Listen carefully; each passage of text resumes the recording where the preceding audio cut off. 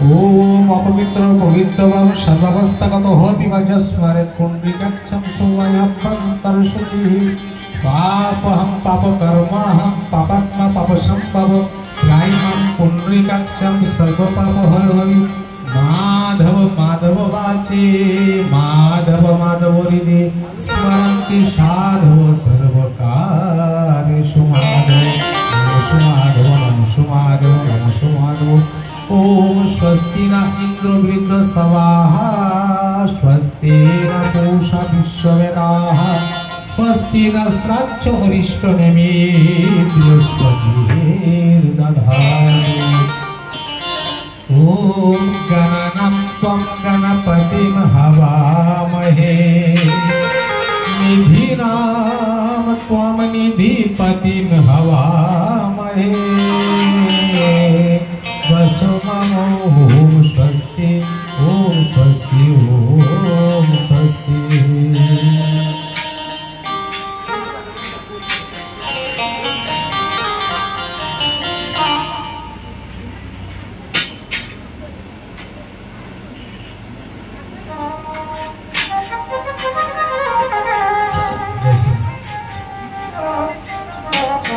ओम श्री गुरुभ्यो नमः लक्ष्मी नारायणाभ्याम नमः उमा महेश्वराभ्याम नमः वाणी हिरण्यगर्भाभ्याम नमः शचि पुरंदराभ्याम नमः मातृपितृचरण कमलेभ्यो नमः इष्ट देवताभ्यो नमः कुलदेवताभ्यो नमः स्थान देवताभ्यो नमः वास्तु देवताभ्यो नमः ग्राम्य देवताभ्यो नमः सर्वेभ्यो देवेभ्यो नमः सर्वेभ्यो ब्राह्मणेभ्यो नमः ओम रिद्धि सिद्धि सहिताय श्रीमन् महागणाधिपतये नमः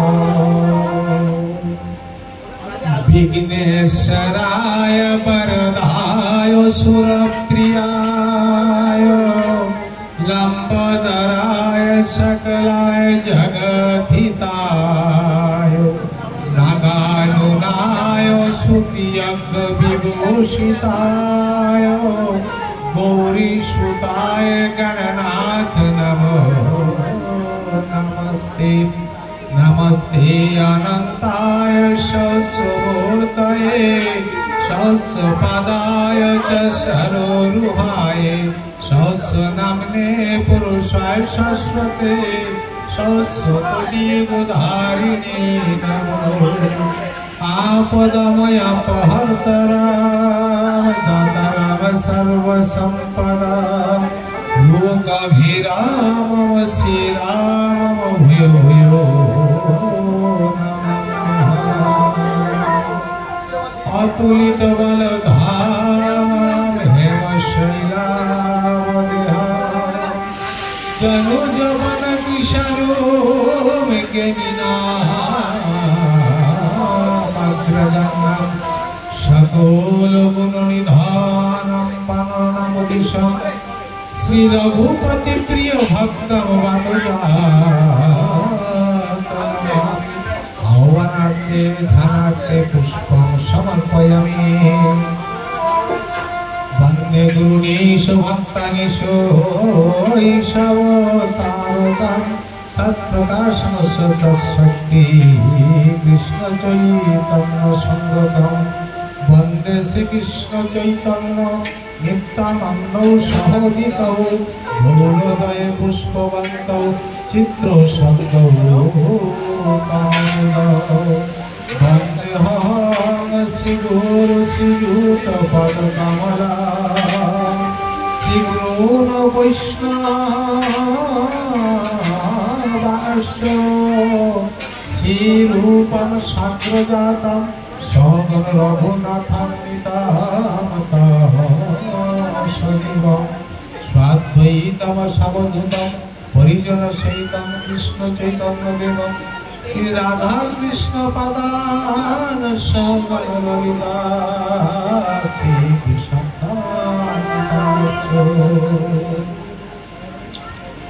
नाम श्रेष्ठ मनोमपि सचिपुत्र मत्र स्वरूप রূপম তস্যাগ্রজ মোরপুরী মাথুরী গোষ্ঠবাটি রাধা কুণ্ডম গিরিবর্ম রাধিকা মাধবাসা প্রাপ্ত যশ প্রথিত কৃপয়া শ্রী গুরু নাথস্মি বন্দে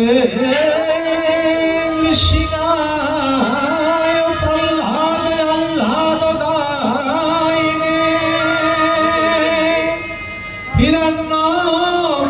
হিরণ্যকশিপুর বক্ষ শিলাটঙ্ক নখালয়ে। জয় শ্রী রাধে। পরম সৌভাগ্য আমাদের ভাগবত বাসনে উপস্থিত হতে পেরেছি। আজ এই মৃত্যু বার্ষিকী উপলক্ষে শ্রীমৎ ভাগবত বাসনে উপস্থিত আমার আরাধ্য যুগল সরকার শ্রী রাধা মাধবের রাতুল চরণী মাধবের কোটি কোটি পরিবার ব্যাসপীঠ গ্রহণ করো এবং আমাকে আশীর্বাদ করো।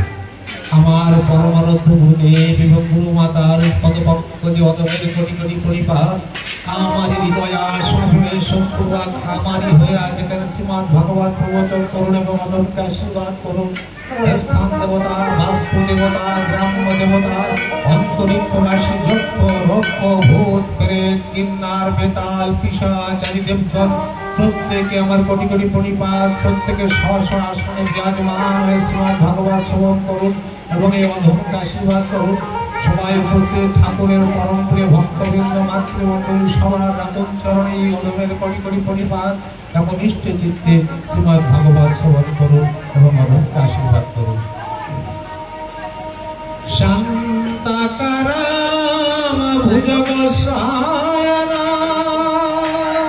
পদ্মনাভাম সুরেশাম বিশ্বধারাম গগন সদৃশাম মেঘবর্ণাম সুগন্ধাম লক্ষ্মীকান্তাম কমলনায়নাম যোগীভির্ধ্যানগম্যম বন্দে বিষ্ণু ভবভয়হরাম সর্বলোকৈকনাথাম কৃষ্ণায় বাসুদেবায় হরয়ে পরমাত্মনে প্রণতো ক্লেশনাশায় গোবিন্দায় নমো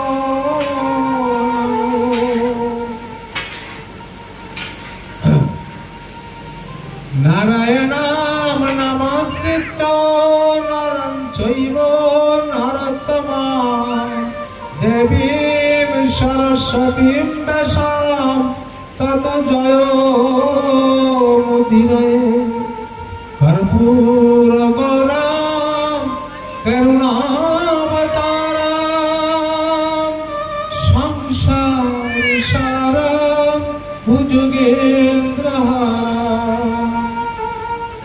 সদা বসন্তাম হৃদয়ারবিন্দে ভবং ভবানী সহিতাম নমামি মনোজবং মারুততুল্যবেগাম জিতেন্দ্রিয়াম বুদ্ধিমতাং বরিষ্ঠং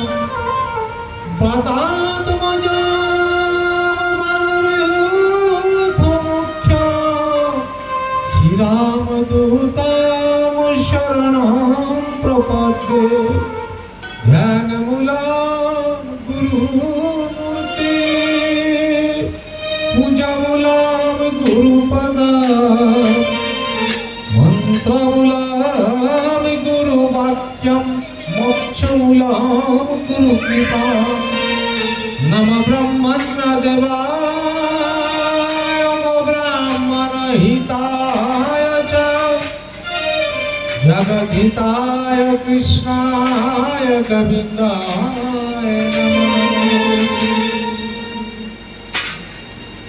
জয় শ্রী রাধে। শ্রীমৎ ভাগবত কথার নিয়ম অনুসারে প্রথমে মঙ্গলাচরণ মাহাত্ম্য তৎপশ্চাৎ কথা প্রসঙ্গে প্রবেশ করতে হয়। তো বর্তমান সময়ের সংক্ষেপ অনুসারে মানসিকভাবে ভাগবতের আরতি সম্পন্ন করে মঙ্গলাচরণ আরম্ভ করছি। জয় শ্রীরাম। কৃষ্ণম নারায়ণম বন্দে কৃষ্ণম বন্দে ব্রজপ্রিয়া কৃষ্ণম দ্বৈপায়নম বন্দে কৃষ্ণম বন্দে পৃথাসুতাম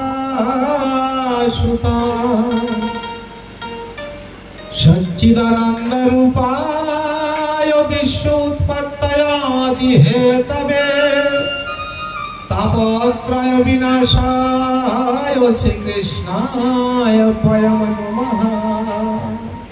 यम प्रजंतम मनुपेत पेत कृतम द्वैपायन विरह कातरया जुहाव पुत्रेति तन्मयतया तरवर होयबिन दुस्तम सर्वभूत विदयः मुनिमानतोऽस्मि। यः सानुभावम अखिल श्रुति सारमेकमाद्यन्त दीपमिति तीर्षतम तमयन्नाम संसारिणाम करुणाय पुराण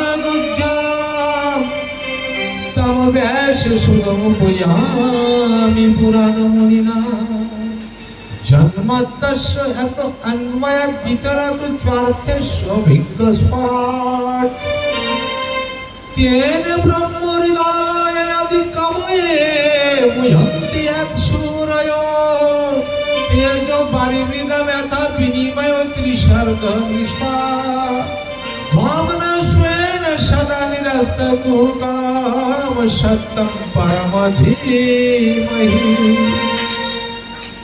धर्म प्रज्झित कैतवहत्र परम निर्मत् शरणं शतं वेदं वस्त्रमत्र वस्तु शिवदाम तापत्रयोन्मूलना श्रीमद् भागवते महामुनि कृते किं वा परैरीश्वर सद्यरीति अवरुद्ध पृथिवी शुश्रूषविस्तात्तनात् निगमकल्पोत्तरगलित फलां सुगमुखादमृत द्रवसंयुतं पिबत भागवत रसमालया मुहुर्मुहुरसिका मुनि भवता।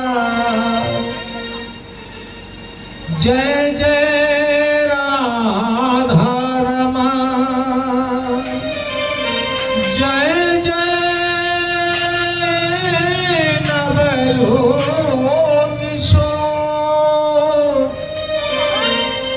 जय गोपी चित चोर प्रभु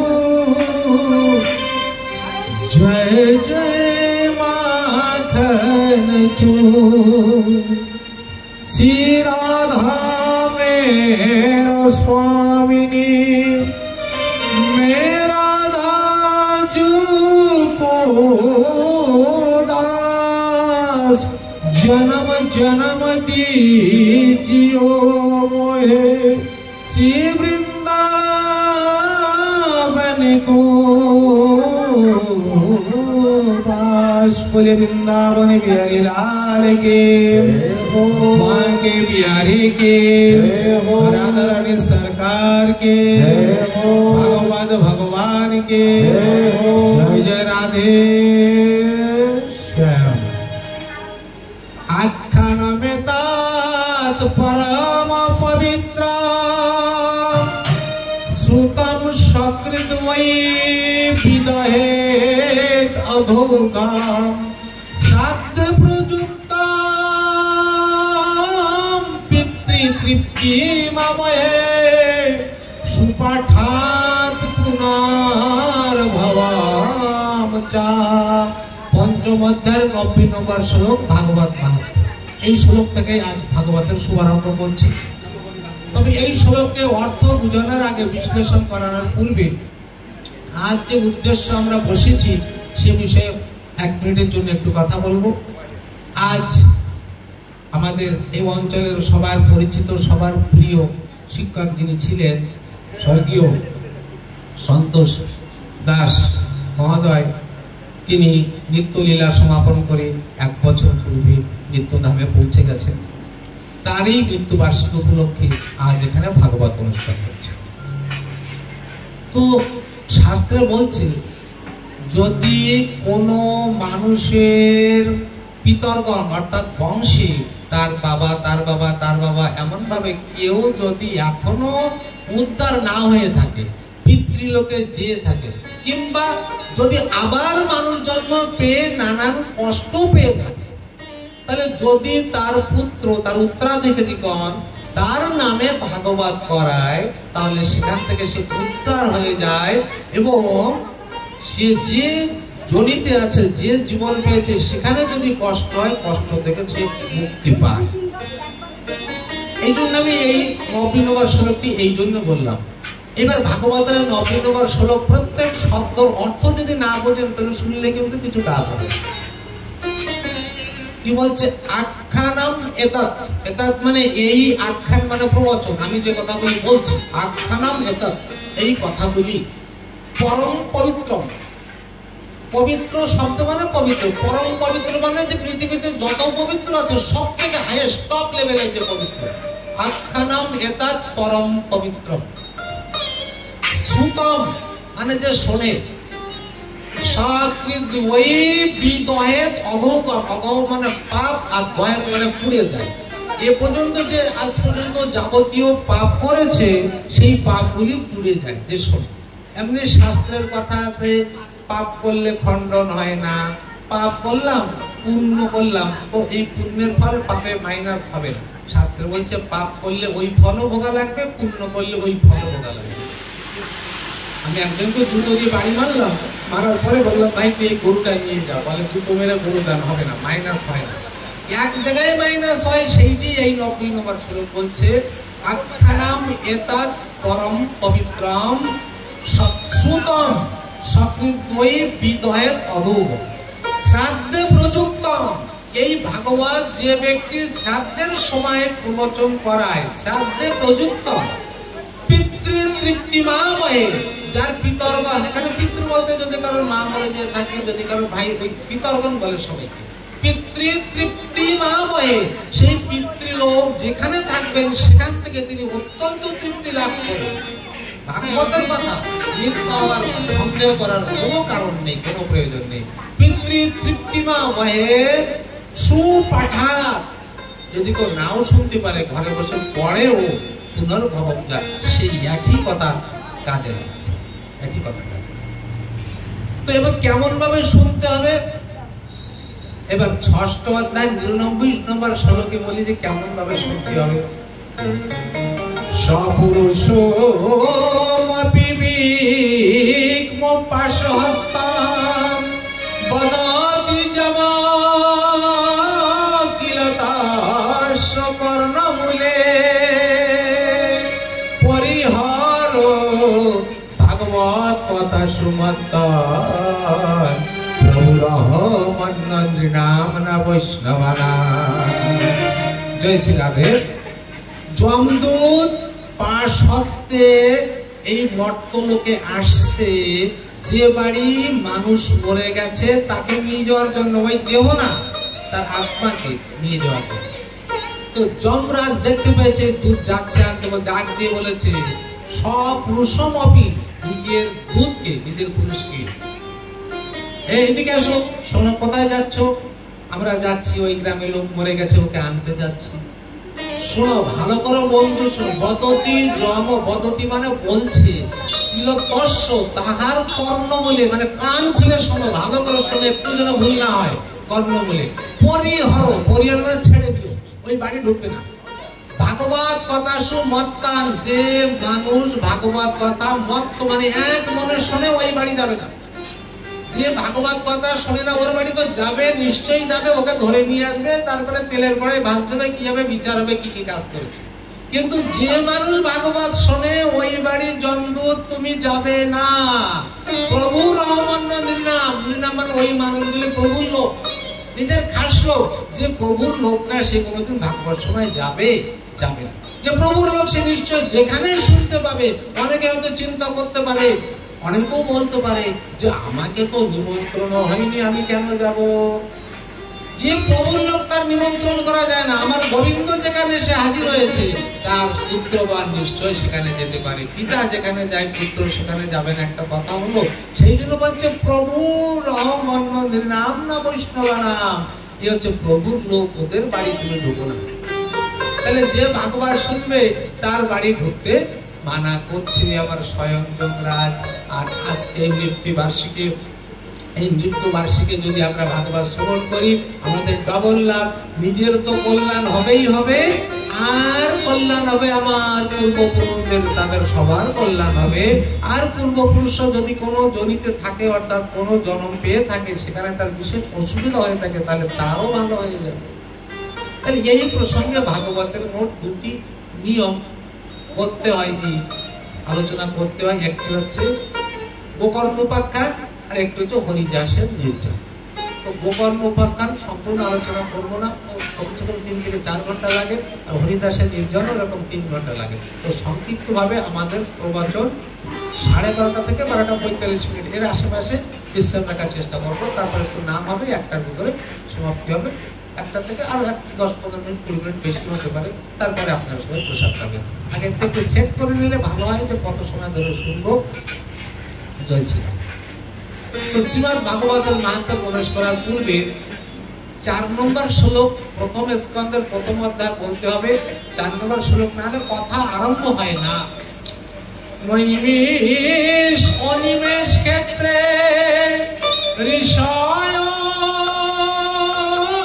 সৌনকাদয় সত্যম সর্গম লোকায় সহস্র সমমাসত। নৈমেষ অরণ্যে তাকে অনিমেষ ক্ষেত্র বলা হয়, যেহেতু 1 নিমেষের জন্য সেই স্থানের লোক ভগবান চর্চা ছাড়া থাকে না। ঋষয় সৌনকাদয়, সৌনকাদি ঋষিগণ সেখানে জমা হয়েছে, একত্রিত হয়েছে ভাগবত শ্রবণ করার জন্য। এমন সময় সেখানে সুতমুনি উপস্থিত হয়েছে। সুতমুনিকে উপযুক্ত আসনে উপবেশন করিয়ে এবার প্রশ্ন জিজ্ঞাসা করছে। 5 নম্বর শ্লোক থেকে প্রশ্ন আরম্ভ। কি প্রশ্ন করছেন? একদম প্রথম প্রশ্ন। প্রথম প্রশ্ন করছেন, অজ্ঞানাধান্ত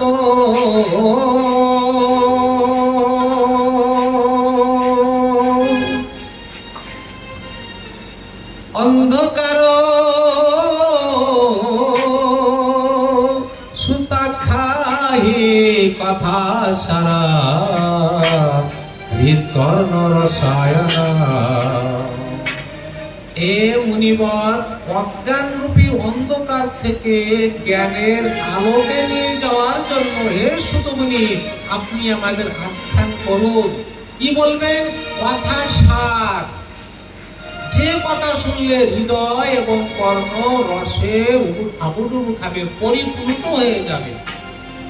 এবার একটি কথা এখানে ভাবার বিষয় আছে। 4 নম্বর শ্লোকে কি বললাম? সহস্র সম মাসত। সহস্র মানে 1000, সম মানে সমান, মাস মানে মাস। 1000 মাসের কথা শ্রবণের পরিকল্পনা নিয়ে সংকল্প করে এই ঋষিগণ বসেছে। আর আমরা কত সময় পরিকল্পনা করেছি? 1টা থেকে হাইয়েস্ট 1.5টা। ওই সব ঋষিগণ 1000 মাসের জন্য শ্রবণ করবেন। ওদের কি কি গুণ আছে? ওরা জলের উপর দিয়ে হেঁটে যেতে পারে, সূক্ষ্মাকারে ঘুরে বেড়াতে পারে, কখনো বিশাল রূপ ধারণ করতে পারে, কখনো সূক্ষ্ম রূপ ধারণ করতে পারে, আগম নিগম কি হয়েছিল সব মনে করতে পারে, এখান থেকে 1000 বছরে কি হবে সব জানতে পারে। কারোর কেউ মৃত্যুকে জয় করেছে, কারোর 1 লাখ বছর, কারো 2 লাখ বছর, 50,000, এমন সব বয়স। তবু এরা 1000 বছরের জন্য ভাগবত শুনছেন, সব কাজ ছেড়ে দিয়ে কিছু করবে। আর আমাদের তো আয়ু কম, আমাদের না আছে কোনো যোগ্যতা, কিছু না, তবু আমরা ভাগবত শুনতে রাজি নেই। একটু ভাগবত যেখানে হচ্ছে আমরা সেখানে যাই না। কিন্তু কলিযুগের লোকের জন্য একটু সুবিধা দেওয়া হয়েছে। কলিযুগের লোক যদি অল্প একটু করে তাহলে তাদের কাজ হবে। অন্য যুগের এই সুবিধা নাই। ধ্যানম প্রথম যুগ মত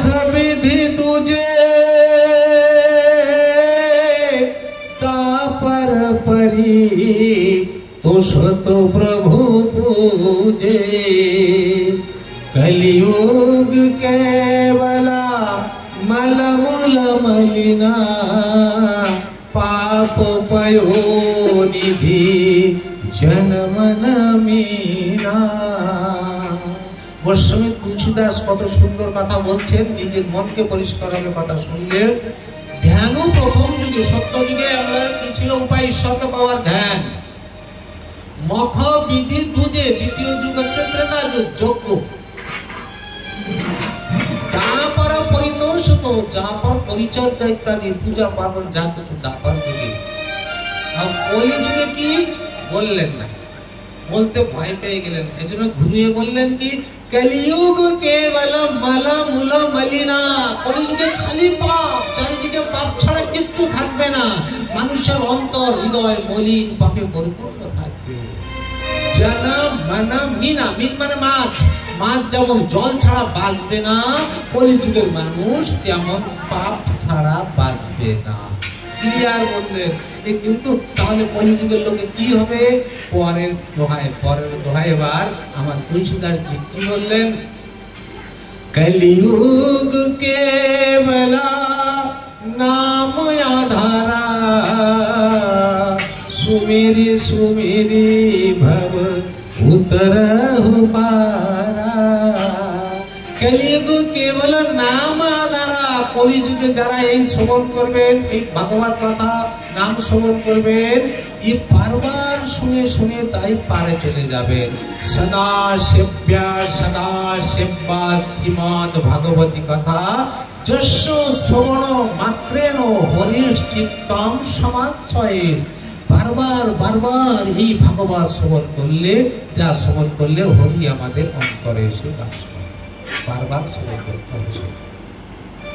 কলিযুগের এটাই মাত্র শ্রেষ্ঠ। তো কলিযুগে যদি কেউ এই নাম শ্রবণ করে, এই ভাগবত শ্রবণ করে, তাহলে নিশ্চয়ই সে এই যুগ থেকে উদ্ধার হয়ে যাবে। অন্যথা সে পুনরায় আবার এই বিভিন্ন জনিতে তাকে ভ্রমণ করতে হবে। কখনো মানুষ, কখনো গরু, কখনো কুকুর, এমন ভাবে শ্রবণ তাকে করতে হবে। এবার ভাগবত শ্রবণ করতে হলে করলে কি লাভ হয়? একটি শ্লোক, 7-8টা শ্লোক আছে, সব বলা উচিত, বেশি সময় থাকলে এগুলো বলি না। একটি শ্লোক মাত্র এখানে বলবো। অন্তকালে জেনাইব সুয়েতে সুখ শাস্ত্রবাদ তস্যার্থে প্রীতি অর্থে গোবিন্দমপি বৈকুণ্ঠম প্রযচ্ছতে। তৃতীয় অধ্যায়ের 40 নম্বর শ্লোক। অন্তকালে যার শেষ অবস্থায় এসেছে, যে নেই যে কোনো ব্যক্তি সুয়তে শ্রবণ করে সুখ শাস্ত্র বাক। বাক বলতে ভালো করে একটি শব্দ বাক। ভাগবত তো ভাগবতের খালি কথা বলে গেলে হবে না, তার বাক অর্থাৎ শ্লোকও বলতে হবে। শ্লোক যদি আপনি না শ্রবণ করেন আপনার লাভ হবে না। সুখ শাস্ত্র বাক তৎসত্ত্বে প্রীতি অর্থে, তার খুশির জন্য। আপনি গোবিন্দের কথা শুনেছেন, আপনি ভাগবত শুনেছেন, তো আপনি যেহেতু শ্রবণ করছেন, তাহলে আপনাকে সন্তুষ্ট করতে হবে ভগবানকে। কথার শ্লোকের অর্থ ভারতে বোঝার চেষ্টা করতে। যেহেতু আমি এখানে বলছি, নিশ্চয়ই এই গৃহকর্তা আমাকে দক্ষিণা দেবে, তাহলে ওনার লাভ হবে। তো আপনারা শুনছেন, আপনাদের দক্ষিণা যে আপনারা শুনছেন তার কথা, আপনারা তো কিছু পাবেন। এই ভগবান বলছে সেই কথা, ভাগবতের কথা। দ্বিতীয় অধ্যায় 40 নম্বর শ্লোক। তৎসত্ত্বে প্রীতি অর্থে গোবিন্দমপি বৈকুণ্ঠম প্রযচ্ছতে। বৈকুণ্ঠ ধাম দিয়ে দেবে আপনি। যে ধাম পাওয়ার জন্য যুগ যুগ ধরে মুনি ঋষিগণ তপস্যা করে, ব্রহ্মা বিষ্ণু মহেশ্বর আদি সেই ধাম পায় না, সেই ধাম আপনাকে দেবে। কাজ কি? একটি মাত্র বসে খালি শ্রবণ, আর অন্য কোনো কাজ। একদিন নারদ মুনি দ্রুত বেগে যাচ্ছেন কোথায়? বদরিকাশ্রমে। সেখানে সনক আদি ঋষিগণ আছেন, সনক, সনন্দন, সনক কুমার, সনাতন ইত্যাদি, এই 4 জন ঋষি আছেন। তো এই নারদ মুনিকে দেখে বলছে, হে ঋষিবর, এত দ্রুত বেগে তুমি কোথায় যাও? কোথায় যাও? এদিকে এসো। কিন্তু তোমার মুখ এত মলিন মনে হচ্ছে কেন? কিসের জন্য বলো, প্রকাশ করে বলো। তখন বলছে, হে ঋষিবর, আমার মুখ কেন মলিন জানেন? আমি অনেকদিন পরে চিন্তা করলাম আমার প্রাণের ঠাকুর যে পৃথিবীতে এসে লীলা করে গেছে, সেই পৃথিবীর মানুষ কেমন আছে আমি একটু দেখতে যাব। আমার মনে কুতূহল সৃষ্টি হয়েছে। এবার আমি যখন গোলকধাম থেকে নিচে অবতীর্ণ হই, বিভিন্ন অঞ্চলে আমি ঘুরে ঘুরে দেখি যে বিভিন্ন অঞ্চলে আমার প্রভুর সেই বার্তা কেউ আর মানছে না।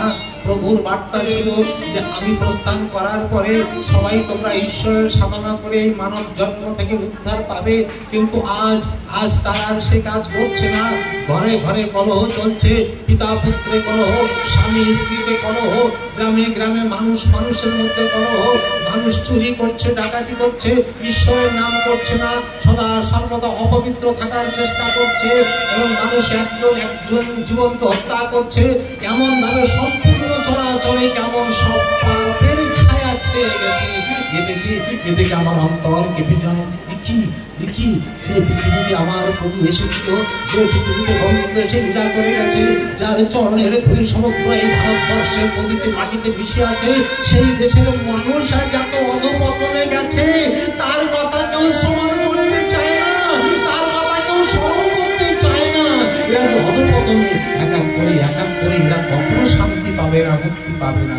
সাময়িকভাবে কিছুদিনের জন্য কিছু ধন, কিছু সম্পদ, কিছু উঁচু জাতি, উঁচু কুল, কিছু জ্ঞান এসে গেছে বলে তারা যে অহংকার করছে, তারা জানে না এই ক্ষণিকের জন্য, ক্ষণস্থায়ী চিরদিন থাকবে না। আজ যার কাছে আছে সম্পদ, কাল তার কাছে সে সম্পদ থাকবে না।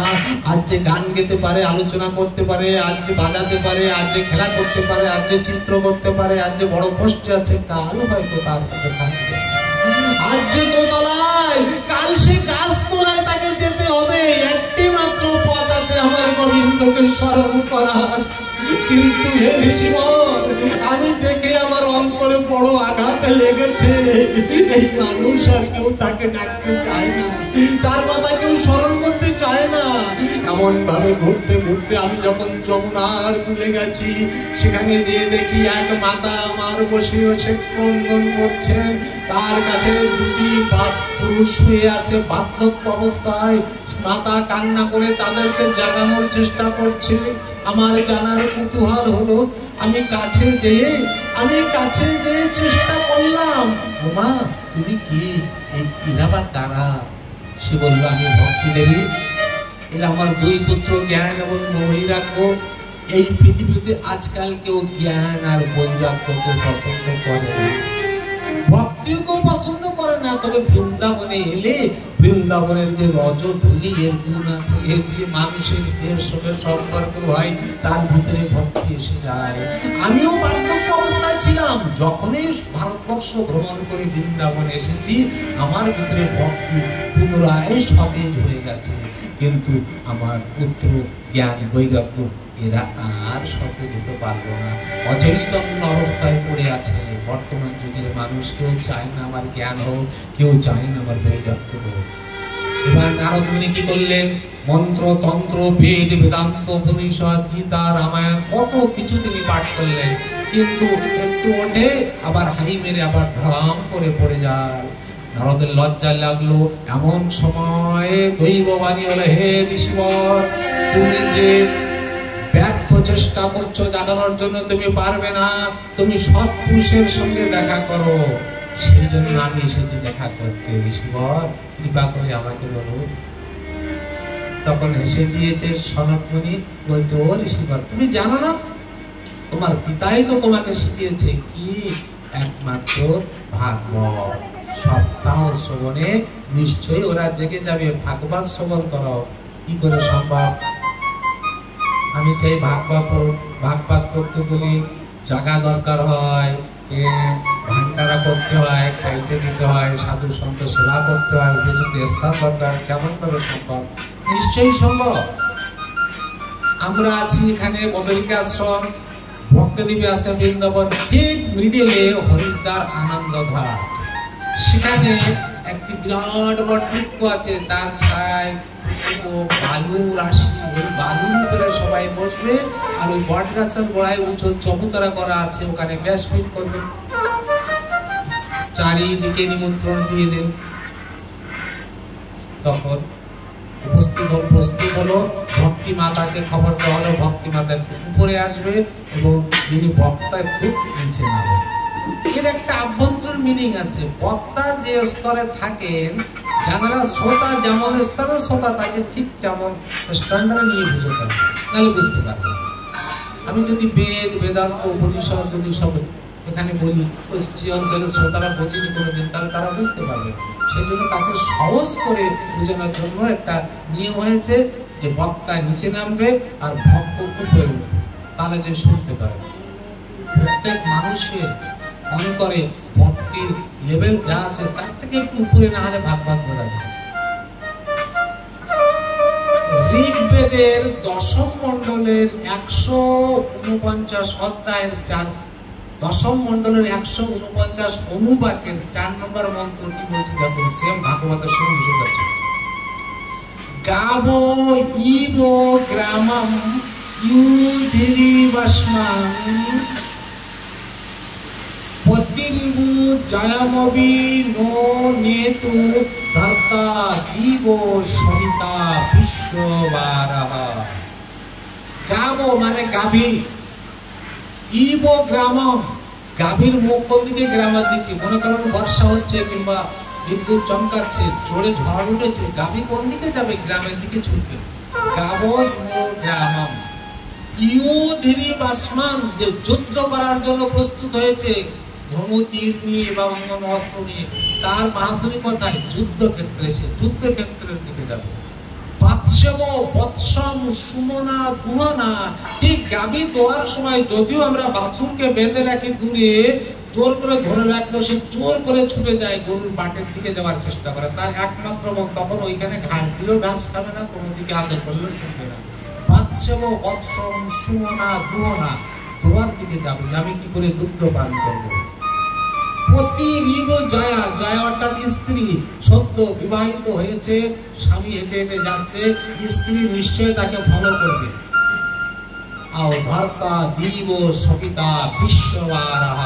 আর এই চরাচর জগতের যত মানুষ আছে, এই সব মানুষের একমাত্র উচিত সেই ভগবানকে ফলো করা, তার দিকে অগ্রসর। এবার আমরা যদি তার দিকে অগ্রসর না হই, কেমন ভাবে আমরা উদ্ধার হবো? সেই জন্য ভাগবত কথা এখানে আরম্ভ হলো।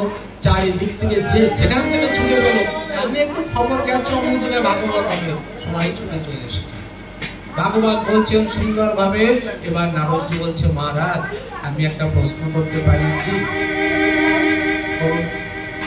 বলছে, আপনি যে ভাগবত বলছেন, যারা আপনার ভাগবত শোনে, যারা নাম জপ করে, যারা পূজা করে, যারা আপনাকে মানে ভালোবাসে, তারা উদ্ধার হয়ে যাবে, এতে কোনো সন্দেহ নেই।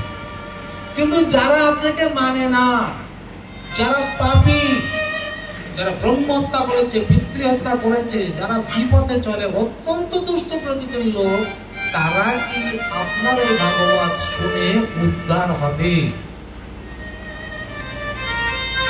সবাই করে হেসে দিয়েছে। হেসে দিয়ে বলছে, এ মানা সর্বদা সদা দুরাচারতা বিমার্গা ক্রোধাগ্নি দগ্ধা কুটিলাশ্চ কামিনা সপ্তাহ শ্রবণে পুনন্তিতে। বাহ, কি সুন্দর কথা বললেন। কি বললেন? ইয়ে মানবা, এই যত মানব আছে, পাপবিতস্তু সর্বদা, সদা সর্বদা পাপেই লেগে থাকে। ক্রোধাগ্নি দগ্ধা, রাগ, একটু কিছু অসুবিধা হয়ে গেলে রেগে ওঠে, সঙ্গে সঙ্গে রাগ হয়ে যাবে। কুটিল কামিনা, অনাচার অবিচার করছে। দুরাচারণতা বিমার্গা, দুরাচারী, কুপথে চলে, এরাও উদ্ধার হয়ে যাবে। সপ্তাহ শ্রবণে পুনন্তিতে, এক সপ্তাহ পর্যন্ত যদি শুনতে পারে, ওই মানুষও উদ্ধার হয়ে যাবে। বরং আমি এই কথা বলবো, যদি কোনো মানুষ মরে যেয়ে থাকে, সাকার শরীর না থাকে, তার জন্য যদি কেউ করে ভাগবত, তার যদি উপলক্ষ করে, তাহলে সে যদি অধপতনে যেয়ে থাকে তাহলে সেখান থেকে সে উদ্ধার হয়ে যাবে। বলছে মহারাজজি কথাটা তেমন বুঝলাম না। তখন বলছেন তুঙ্গভদ্রা নদী কূলে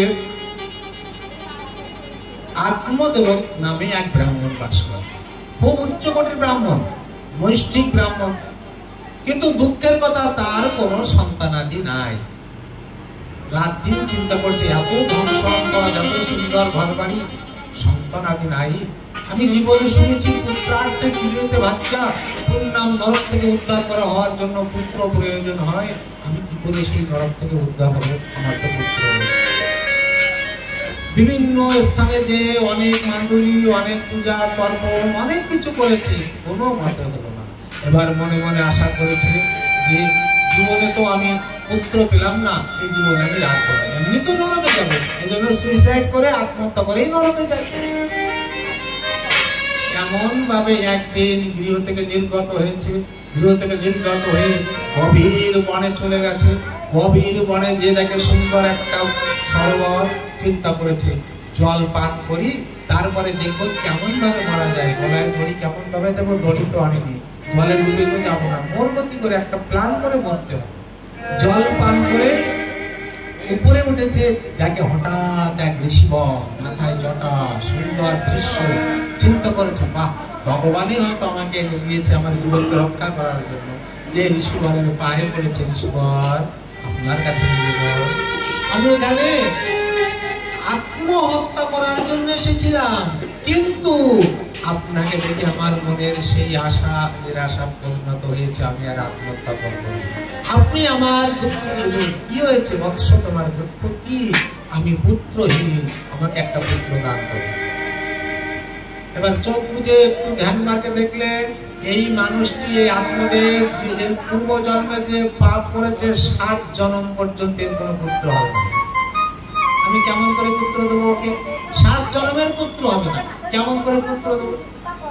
তখন বলছে বাবা পুত্র নিয়ে কি করবি? পুত্র সর্ব দুঃখের কারণ, নানান দুঃখে ভুগবি, পুত্র চাস না, পুত্র চাস না, তুই পুত্র করিস না, পুত্র চাস না। বুঝলো না, অনেক কথা বলে বুঝালো নাই।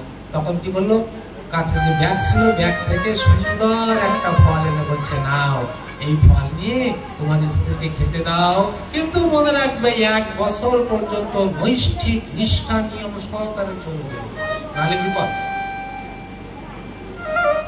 খুব খুশি হয়ে গেছে আত্মদেব, স্বর্গের চাঁদ যেন হাতে পেয়েছে। ওই ফলটি নিয়ে ঘরে দৌড়িয়ে দৌড়িয়ে আসছে, এসে নিজের স্ত্রী ধুন্ধকারীকে বলেছে এই নাও দেবী, ফল গ্রহণ করো, কিন্তু এই ফলটা খাওয়ার পরে তুমি 1 বছর নীতি নিয়ম মেনে চলবে, নৈষ্ঠিক ভাবে চলবে, আচার বিচার ঠিক করবে। এটা ভাগবতে বলছে। কেন বলছে?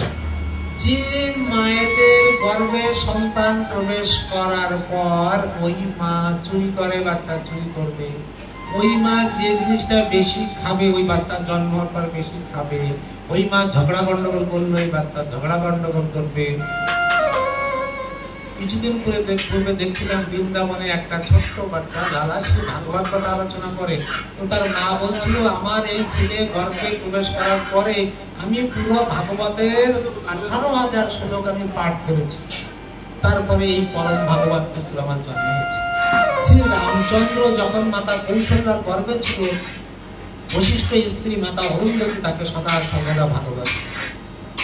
আর আমরা কি করি? গর্ভের সন্তানকে নিয়ে বিভিন্ন ঝগড়া গন্ডগোল, কিংবা ভাগবত তো ঠাকুরের সবাই তো যাই না। আর আমাদের অঞ্চলে একটা খারাপ অভ্যাস আছে কি, মায়েদের ভাগবত সবাই যেতে দেয়, যদি যায় কারা, যারা বৃদ্ধ হয়ে গেছে আর যাদের বাচ্চা কাচ্চা হবে না, তেমন যাদের হওয়ার চান্স আছে, নতুন বিবাহ করে লোক এখানে যেতে দেবে না। যেতে দেবে কোথায়? ড্যান্স জায়গায় নয়, মেলোডি পার্টি, ওখানে যেতে দেবে, যাতে তোর বাচ্চা হয়ে সারা পৃথিবীতে সে নেচিবে, কায়দা মতন নাচ খাবে। হচ্ছে তাই, দেখেন আপনারা আমার কথার সঙ্গে মিলাবেন, খাটছে কি না খাটছে দেখেন। এসব জায়গায় নতুন নতুন বিবাহিত বউরা আসবে, স্ত্রীরা আসবে না এখানে। এখানে যারা আসবে, যাদের আর সন্তান হবে না তেমন। এবার ওই ফলটি হাতে নিয়ে ধুন্ধকারী চিন্তা করছে, আমি যদি এই ফল খাই তাহলে তোমার গর্ভে সন্তান হবে। আর গর্ভে যদি সন্তান হয়, শুনেছি সন্তান হলে নাকি বড় কষ্ট, 6 মাস 10 মাস চলাফেরা করা যায় না, আর যদি গ্রামে ডাকাত আসে তাহলে তো আমি দৌড়তে পারবো না। প্রযুক্তি কেমন ব্যবহার, যদি গর্ভে বাচ্চা হয় আর গ্রামে যদি ডাকাতি পড়ে তো দৌড়তে জঙ্গলের দিকে, আমি তো দৌড়াতে পারবো না, ধরা পড়ে যাবো, ধরা পড়ে তো মারাই যাবো। ওই বাচ্চা বেশি বড় দাম না আমার জীবনটা বড় দাম, এর ফলে আমি খাবো না। এবার পার্টি ওর দিদি যাচ্ছিল, বলছে এ দিদি শোন শোন শোন শোন, আমার স্বামী না আমাকে ফল দিয়েছে, বলতো ফলটা খাবো কি খাবো না? আচ্ছা বলতো, তোর তো অনেক 7-8টা বাচ্চা হয়ে গেছে, তো তুই তো বল। বাচ্চা হলে একে লালন পালন করতে কষ্ট পাচ্ছে, এরে বল তুই জানিস কি কষ্ট?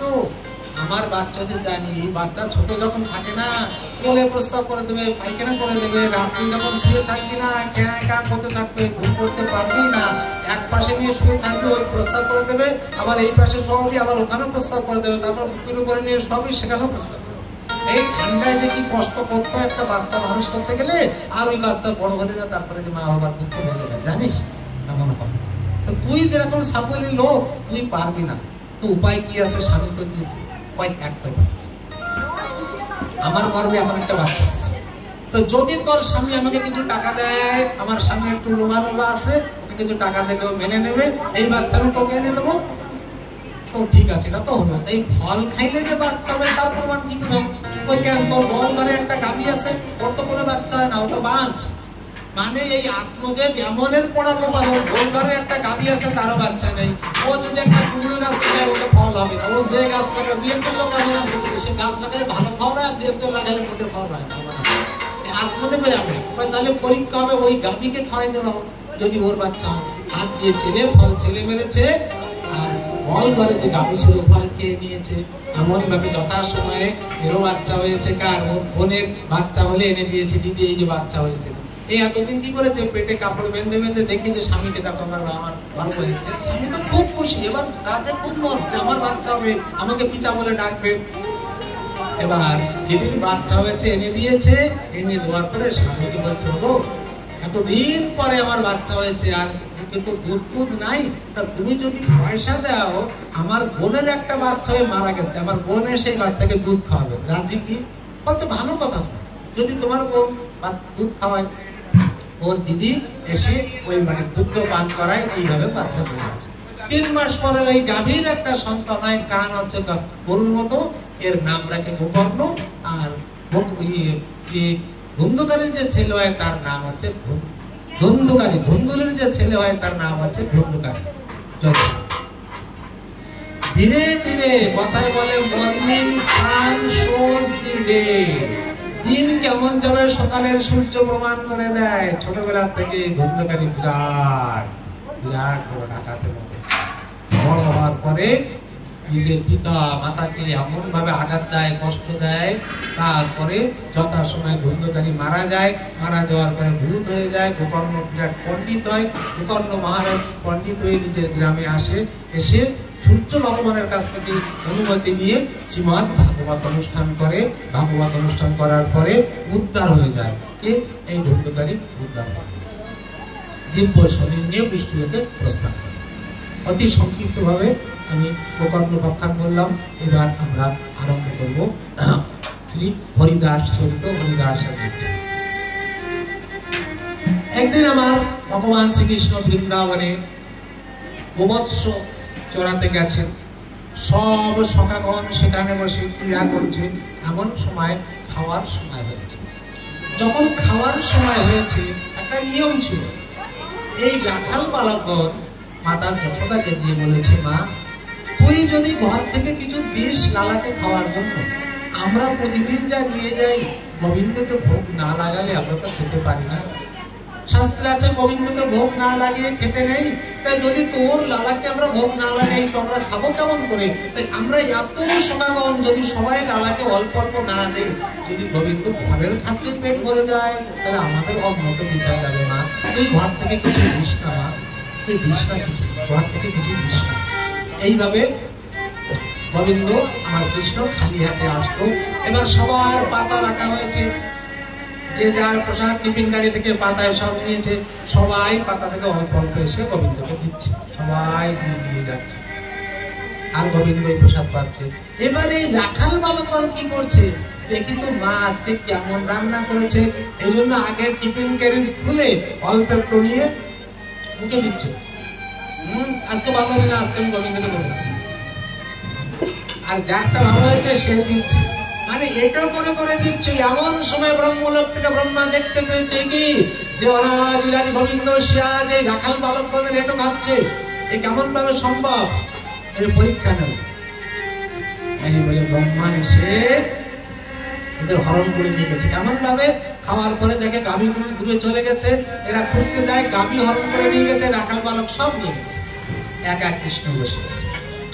কৃষ্ণ ধ্যানে জানতে পারে ব্রহ্মা আজ আমাকে পরীক্ষা করার জন্য এই যত রাখাল বালক গোবৎস সব হরণ করে নিয়ে গেছে। তাই আজ আমার গোবিন্দ নিজের শরীর থেকে ঠিক যেমন তেমন সৃজন করেছে, কেমন সৃজন করেছে, করে ফিরে গেছে।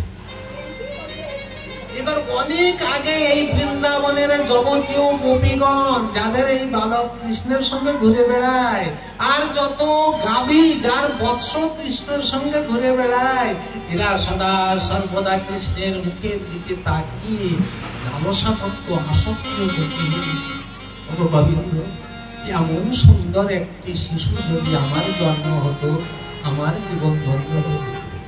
গাভীগণ বলতো, ওগো গোবিন্দ, যদি এই পৃথিবীতে এমন কোন নিয়ম থাকে, এই গোবিন্দ আমার গর্ভে জন্ম নিত আর আমার এই দুগ্ধ পান করত, তাহলে আমার জীবন ধন্য হয়ে যেত।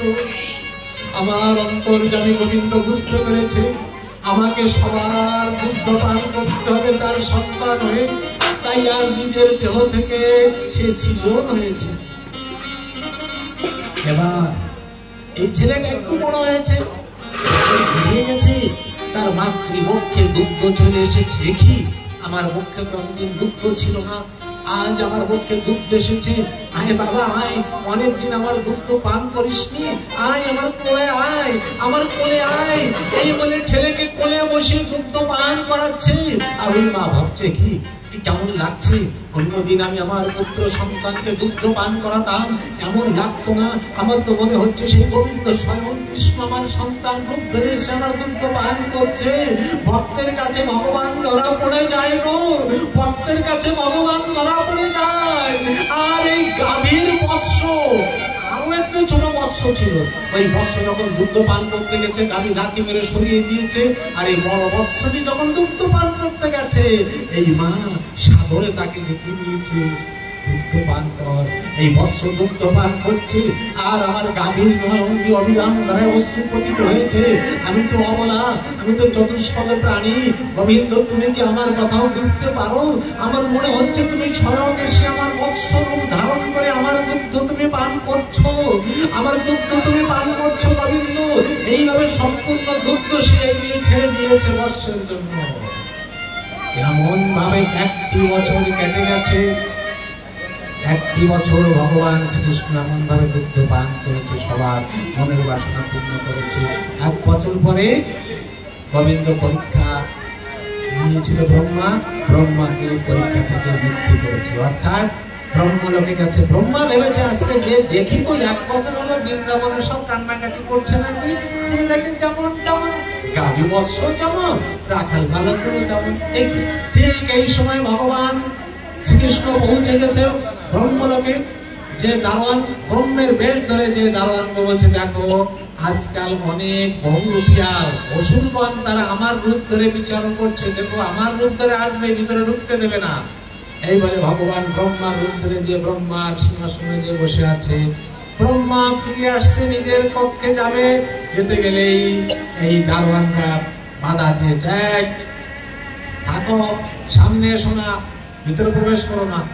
আরে আমার ঘর, আমি যাবো, তোমরা বাধা দেওয়ার কে? আমাকে চিনছো না? ব্রহ্মা। তুমি ব্রহ্মা না, তুমি অসুর। ব্রহ্মার বেশ ধরে এসেছে, যাও ঘেটা ওঠে এখান থেকে, আমাদের প্রভু তো ভিতরে বসে আছে। ব্রহ্মা চিন্তা করেছে আমার যে ভুল হয়েছে, নিশ্চয়ই ভিতরে গোবিন্দ আছে। বুঝতে পেরেছে ভুল, মনে মনে ভুল প্রার্থনা করেছে, ক্ষমা চেয়েছে, ওগো গোবিন্দ আমি বড় ভুল করেছি, আমাকে ক্ষমা করে দাও। আর এই দারোয়ান বলতে বলেছি, তোমাদের প্রভুকে আমাকে একটু দেখতে দেবে, অল্প একটু দূর থেকে দেখবো, ভিতরে যাবো না। নিশ্চয়ই, কিন্তু ওখান থেকে চলে আসবে, কিন্তু চলে আসবো। অল্প একটু ভিতরে গিয়ে দেখে সিংহাসনে আমার গোবিন্দ ব্রহ্মা বসে বসে আছে। যে রবীন্দ্র পায়ে আছাড় খেয়ে পড়েছে। ওগো প্রভু, আমি বুঝতে পারিনি, তাই তোমাকে পরীক্ষা নিয়েছি, না জানি আমার কত শাস্তি হবে। ভগবান শ্রীকৃষ্ণ দাঁড়িয়ে বলে, আরে আরে ব্রহ্মা, আমার এই লীলায় তুমি ব্যাঘাত সৃষ্টি করেছো।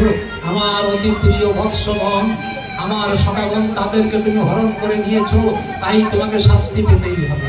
তোমাকে মানব কুলে জন্ম নিতে হবে, যবন কুলে তুমি যাবে, হরিদাস হয়ে জন্মগ্রহণ করবে। যাও, তোমাকে যবন কুলে যেতে হবে। পা জড়িয়ে ধরে বলেছে গোবিন্দ, ভুল তো আমি করেছি, যবন কুলে যেতে আমার কোনো দ্বিধা নেই, কিন্তু গোবিন্দ তোমাকে আমার সঙ্গে যেতে হবে, বলো যদি তুমি যেতে চাও। বলছে, বেশ বেশ ব্রহ্মা, আমাকে যেতে হবে। ঠিক আছে, তুমি যে উপযুক্ত নাম করো, হরি নামে হরি নামে তুমি নাম করবে, আর আমি নাম করবে বলো।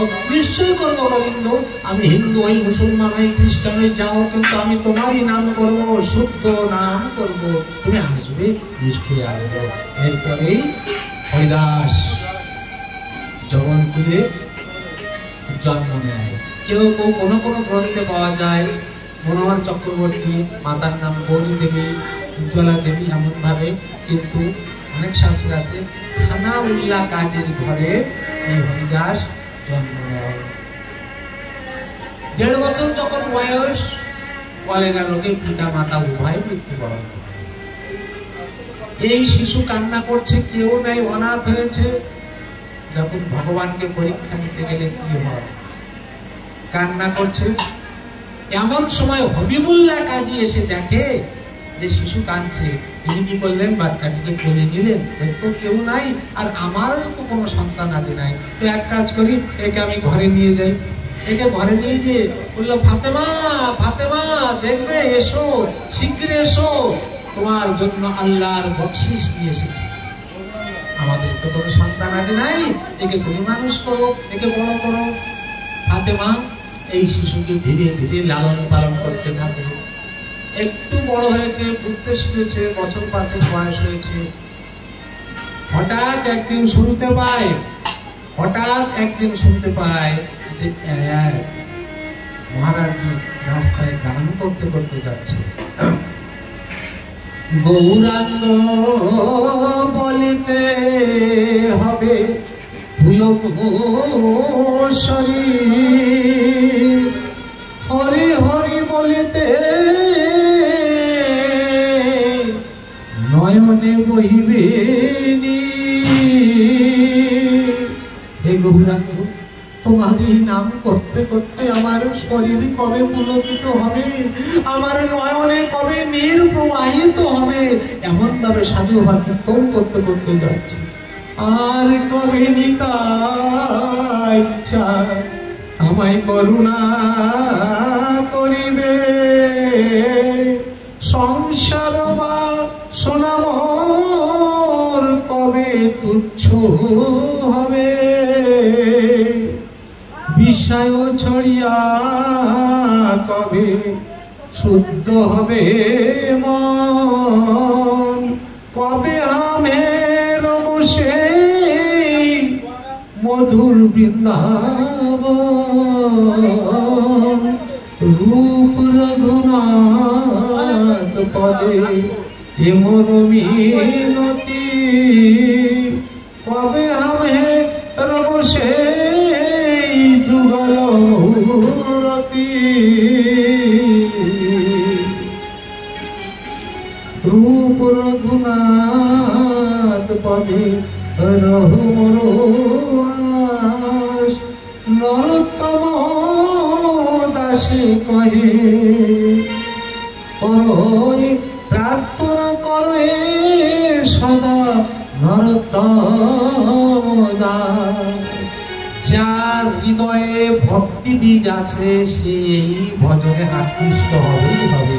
আর এই হরিদাস প্রথমে যখন ভজন শুনেছে তার দেহে যেন কেমন হয়েছে, ঘরে আসছে, খেতে ইচ্ছা করছে না, কোনো কাজে আর মন বসছে না, কোনো কাজে মন বসছে না, ওই কথা ভাবছে।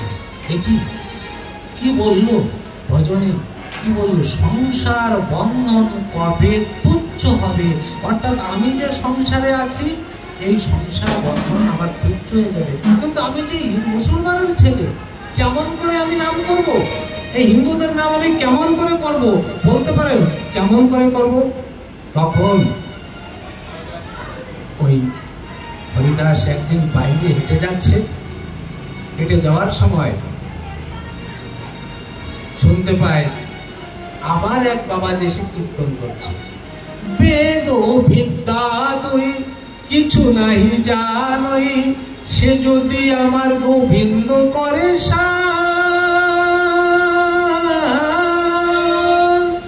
বেদ আর বিদ্যা যদি কোনো কিছু না জানে, সে যদি একমাত্র ভগবানকে সার করে, সে নিচু কুলে জন্ম হলেও সে উদ্ধার হবে। চিন্তা করলেন এবার আমাকে নাম করতে হবে, তাই এবার নাম আরম্ভ করলেন। এদিকে হবিবুল্লাহ কাজী, কাজী মানে যে মাতব্বর প্রেসিডেন্ট, গ্রামে কোনো মীমাংসা হলে, মিটিং হলে বিচার করে। একদিন বিচার করতে গেছে, এক যুবক ছেলে বলছে, ও মহারাজ আপনি কিসের বিচার করবেন? আপনার ছেলে মুসলমান হয়ে হিন্দুদের নাম করছে, আপনি কি বিচার করবেন? এই কথা যখন আমার হরিদাসের কর্ণে গেছে, হরিদাস সেখান থেকে চলে এসেছে, এসে চিন্তা করেছে আমি তো হিন্দুদের, আমি এই হরিনাম ছাড়া বাঁচতে পারবো না, সুতরাং আমি কে ছাড়তেও পারবো না। আর আমি যদি এখানে থেকে নাম করি পিতার অপমান হবে, পিতার অপমান আমি সহ্য করতে পারবো না। তাই নিশীতে গভীর রাতে গৃহ ছেড়ে চলে গেছে। কথায় এসেছে বেনাপোল, বনগাঁ, আপনার নাম শুনেছেন কলকাতার যে বনগাঁ, ওই পাশের ওই বাংলাদেশের দিকে নাম হচ্ছে বেনাপোল। ওই বেনাপোলের কাছে এসে সুন্দর একটা কুড়ি তৈরি করে ওখানে বসবাস করছে। আর এই নাম করে অহর্নিশি, খালি নাম নাম নাম, অহর্নিশি সুন্দর ভাবে নাম করছে।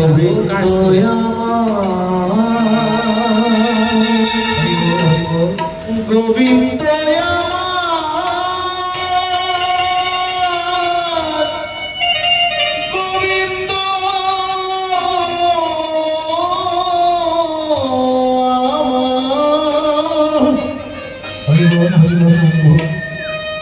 গোবিন্দ